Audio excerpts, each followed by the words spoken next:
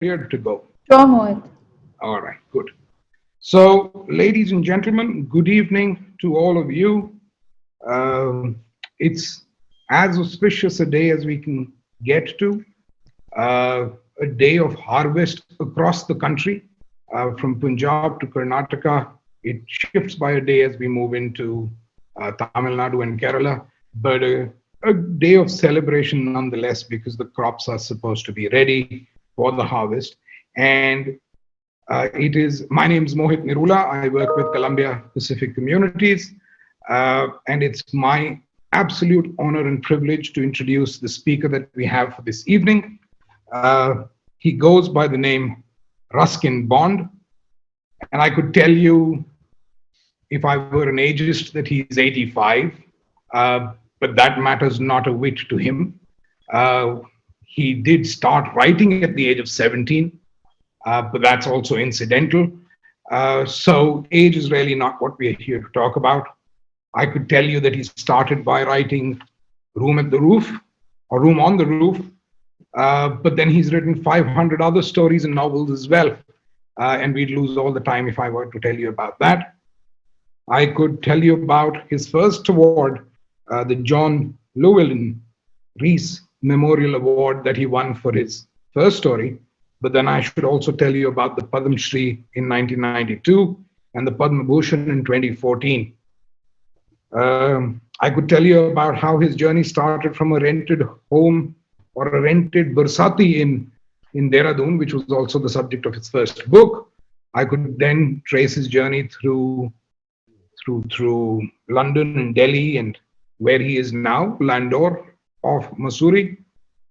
Or I could just get out of the way and let the man speak for himself. And so, ladies and gentlemen, without any further ado, with absolute pleasure and the absolute privilege of having done so, which I shall put into my book whenever that comes out, may I please give you Mr. Ruskin Bond. Thank you, sir, for that very concise biography. And I look forward to reading to you. Not a very long story, make it about 15 minutes so that you don't fall asleep. And this is a new story written in the last year. So it's really looking back on my boyhood. In fact, it's not a story. It's a brief memoir about my brief life with my father, who died when I was 10, and part of my school days. So it means quite a lot to me, and I hope I can convey some of the nostalgia that's in it to you. I I love to read without my glasses. I read better without them. And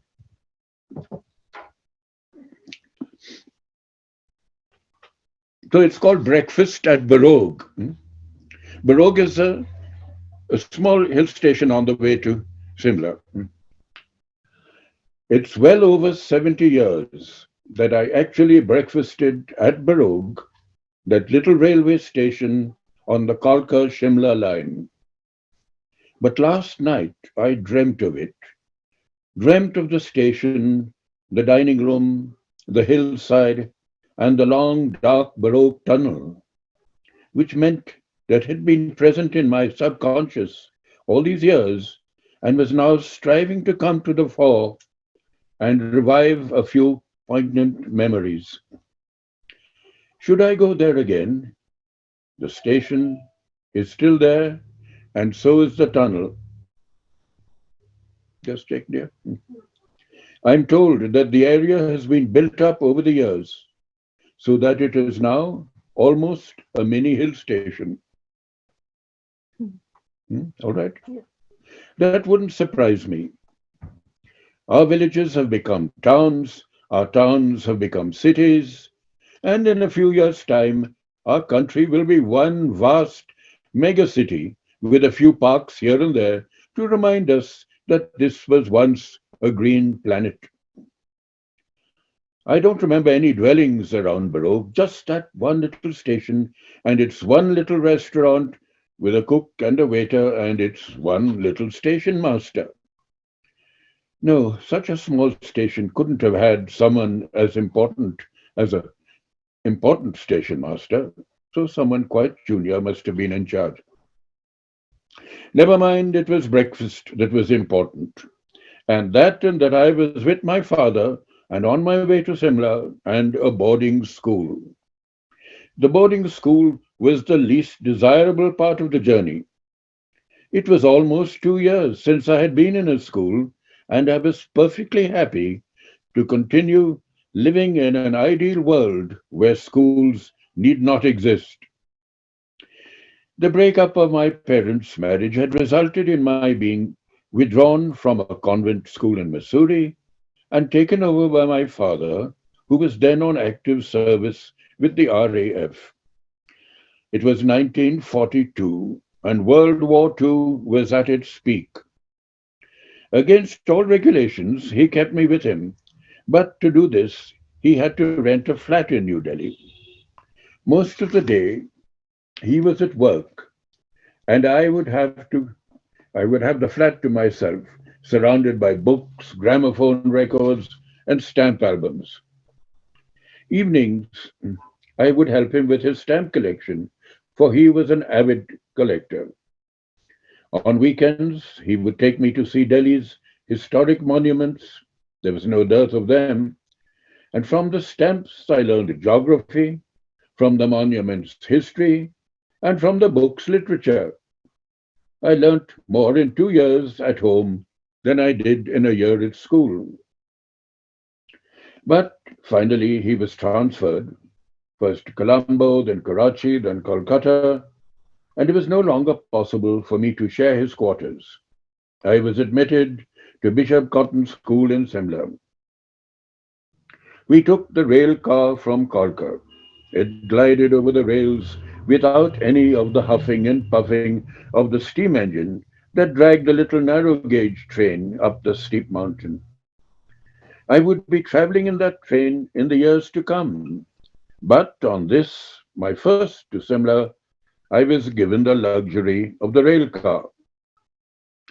It glided into the Baroque station punctually at 10 a.m. in time for breakfast. The Baroque breakfast was already well known, and I did full justice to it. I skipped the cornflakes and concentrated on the scrambled eggs and buttered toast. There was bacon too, and honey and marmalade. Tuck in, Ruskin, said my father. School breakfasts won't be half as good. He didn't eat much himself. There was a lot on his mind in those days, apart from his work. There was his estranged wife, my mother, my invalid sister, now with his mother in Calcutta, his frequent transfers, his own frequent attacks of malaria, and our future in India once the war was over, for India's independence was just around the corner. When do we get to Simla? I asked, quite happy to remain in Baroque forever. In a little over an hour, but first we go through the longest of all the tunnels on this line. It will take about 5 minutes. Time for you to make a wish. The rail car plunged into the tunnel, and we were enveloped in the darkness of the mountain. I held my father's hand. A couple of soldiers sitting behind us broke into a song from an earlier war. Pack up your troubles in your old kit bag and smile, smile, smile. Please forgive my singing. A glimmer of daylight appeared at the end of the tunnel, and then we were out in the sunshine and the pine scented air. Did you make your wish? Asked my father.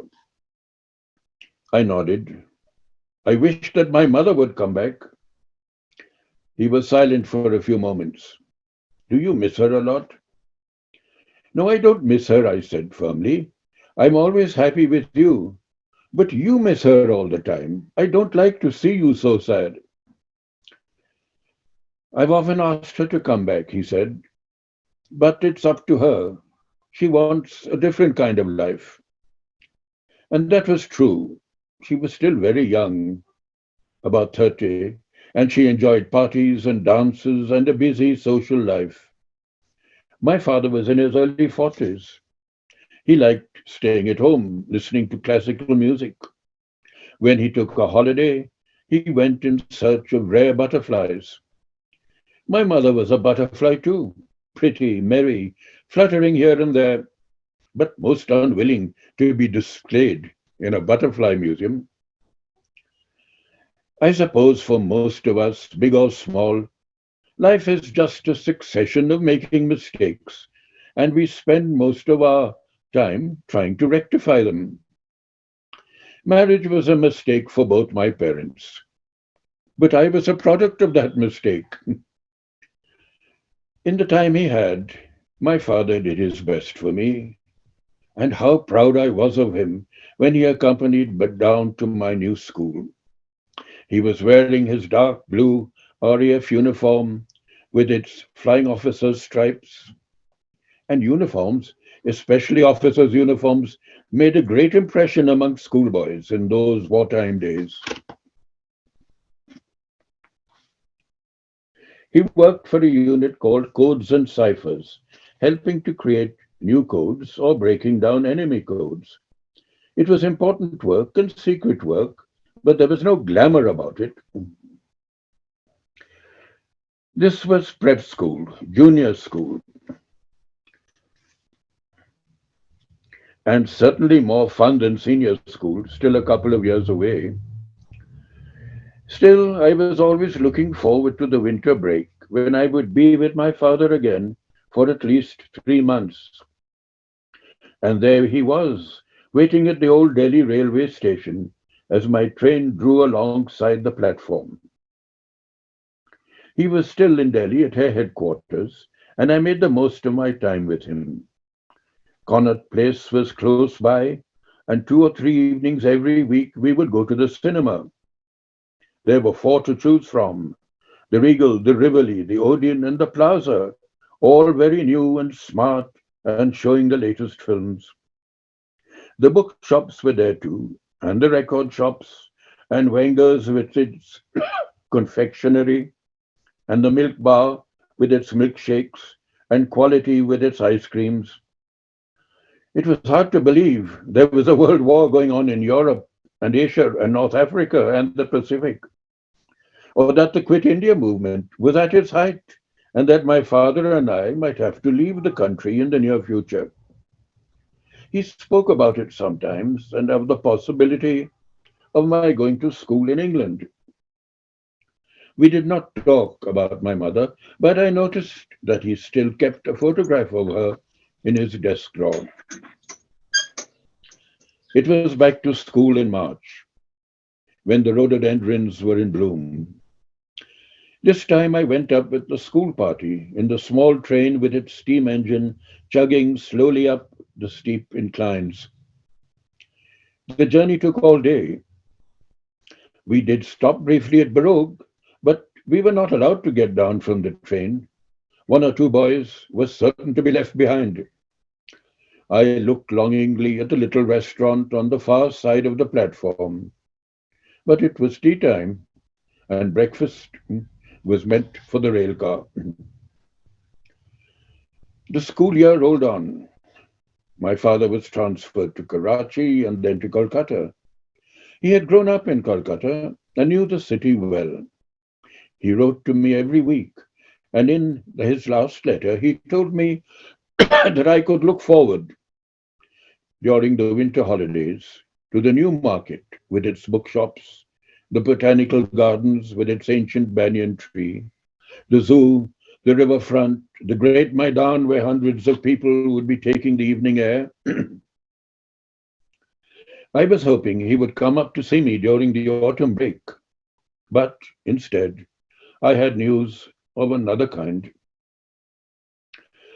It must be difficult for a young schoolmaster, as yet untouched by tragedy, to tell a 10-year-old that he has just lost his father. Mr. Murto was given this onerous duty, and he did his best, poor man, mumbling something ridiculous about God needing my father more than I did, and so on and so on. My friends, that community of young schoolboys, were more natural in expressing this sympathy, giving me their sweet hot chocolates, offering to play games with me, talking to me in the middle of the night when they discovered I wasn't asleep. For the future did look bleak. I wasn't sure where I would be going next. My Calcutta granny or my Dera granny or my mother and stepfather. In the end, I did go to my mother after school closed, and I was to spend the next few years in my stepfather's home. But that's another story. I continued my school in Shimla, and every year in March, the small train would take me and my schoolmates up the mountain through numerous tunnels and winding gradients, forests of pine and devdar, and we always stopped at Baroque before the biggest tunnel of all. But I never made another wish when passing through that tunnel. That was over 70 years ago. Is the rail car still running on that line? And do they still serve breakfast at Baroque? They say you should see Venice before you die, or better still, Varanasi. But I'll settle for that little station among the pines. And if my father is standing on the platform, waiting for me, ready to take me by the hand, I'll be a small boy again, and that rail car will take us to a different destination altogether.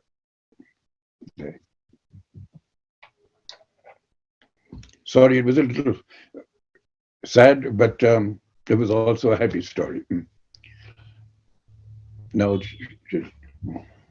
I hope they've been listening. We have all been listening. I was a little stumped for words, and I still don't know what to say.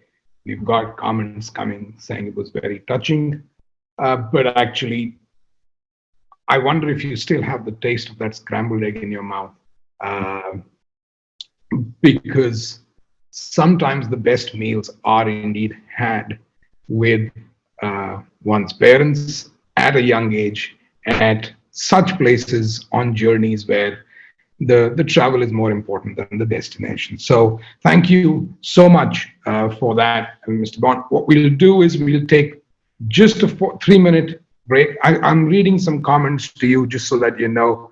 Very touching, extremely touching, sir. I feel nostalgic about something that I've never experienced. And she says that she teared up at multiple points.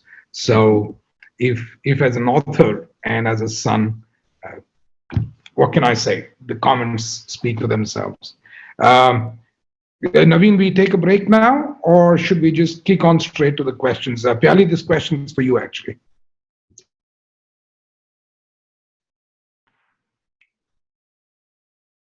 And we are back. I wish, and I know you've got a young colleague over there who's helping you with the tech side of things, but whenever she gets the time, she should read you the comments that have been coming post your reading of the people and how deeply they've been touched by your reading of that book.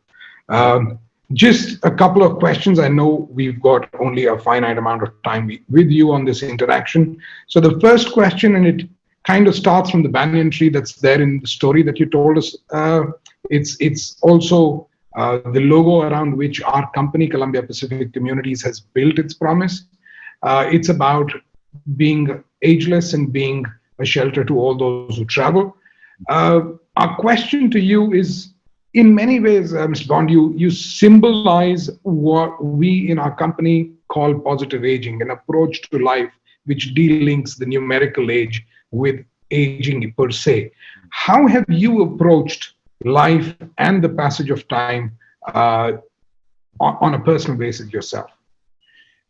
I guess I don't know if it's the same with others, but sometimes you just don't notice the passing of time. And if you don't notice the passing of time, you don't notice that you're aging. And so I think one shouldn't look in the mirror too often to begin with, because so then you won't see all those little signs of getting more mature, let us say. Uh, but so I never really thought much about it. You see, I guess you've got to be totally absorbed, maybe in your vocation, your work, or what it is that interests you most in life. And then, if you are totally committed to it, as I was to my writing, you sort of you just don't notice the passing of time. Or um, and uh, and here I am, as you say, actually, I'll be 87 next month. Wow. And but it makes no difference to say when I was 77 or 67. I think I certainly don't feel any different. Um, and I guess that's it. You mustn't feel different. And I'm still tempted to kick a football. And there was one bouncing down the road a month or two back. Some kids were playing on the road, and the ball came to me, and I gave it a mighty kick. The ball flew away, but I was hopping around, and then I suddenly realized I, I had a very sore foot for weeks. Uh, so you suddenly come to a realization, maybe you're not a kid anymore. Yeah, it's when the mind says you can do it, but the body says, "Who me?" Uh, coming and it's a good point that you make, that when you're completely or deeply invested in something that you do and Yes. you're always doing it, you don't realize the passage of time. But it does take, like they used to say, it takes a village to raise a child. Equally, it takes a community Mhm. to support all the things that you do and the lifestyle that you maintain, to be Yes. able to do all that you want to do. How is it for you? What is it around you infrastructurally that supports you in being as prolific as you are? Oh, yes. Now that's interesting. You see, I was very much a loner. As a boy, I was, having lost my father when I was 10, I was very shy and not very outgoing. And it took me a long time to make friends. And I was very much a loner till I was about 30 or so. Oh, and I think it's only over the years after that that I sort of a family grew around me. That is my adoptive family. Hmm?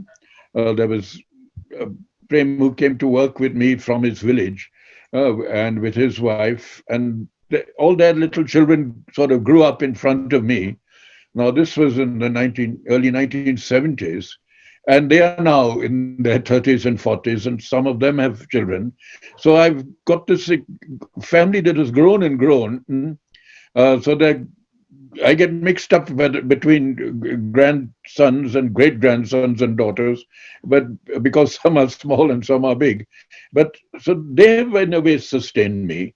It has been in a way like a community, because now some are older, they come and go. Um, for In a way, this coronavirus epidemic has, in a way, brought us all together, because even some who were scattered and living in, say, Bombay or Bhubaneswar, they've come home, and we're all together and having a wonderful time. So, and I work from home anyway. I always have worked, so I don't miss much, in the way of, you know, of going to parties or anything like that. And so I think that the fact that there are so many younger people to take care of me and to um, give me, for me to take an interest in them and their lives. It's again, it's not just my writing that keeps me busy, but the family life too.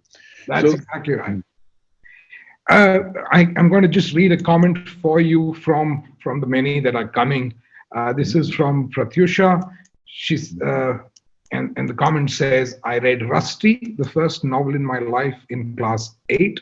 Now I'm an English lecturer teaching my students the stories written by Ruskin Bond. My love towards reading took birth because of this book. And so thank you for that, sir, is what Pratyusha is saying. Um, the next thing that I wanted to ask you, and this is because, as you probably know, Columbia Pacific Communities has the absolute privilege of serving 9 communities of where all our residents are seniors. But the good thing about our residents, and I guess for most seniors, is that all of them are discovering or rediscovering passions that they had but never had time to indulge in. And some of them write very well. So, one of the questions that they want to ask is, what would you recommend as good habits to become a better writer? Oh, it's um, well, of course, the desire to write is all important. Um, the fact that you want to say something about life, for your life, or the lives of others, and put them into words, and a feeling for language, it should be there, um, and then I guess, you see, I though I started young, I was determined in a way to make writing a profession, so in other words, I had to make money out of it. So for that, now your members might be writing simply for the pleasure of writing. Of course, they certainly wouldn't object to a few checks coming in the mail either. Um, but I started young and without any sort of capital, so it was necessary to make some money out of it.